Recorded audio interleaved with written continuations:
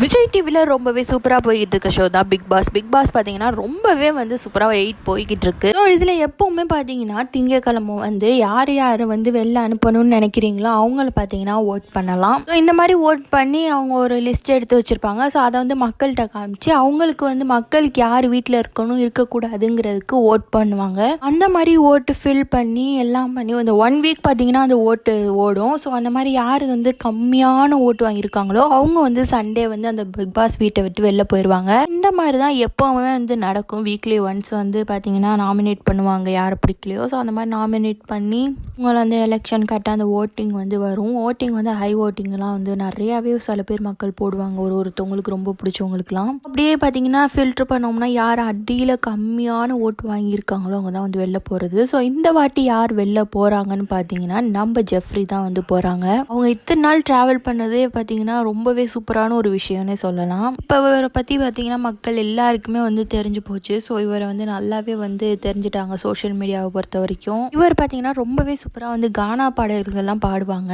So big பாஸ்லேயுமே பார்த்தீங்கன்னா அடிக்கடி இந்த பாட்டெலாம் வந்து பாடியிருக்காங்க தான்.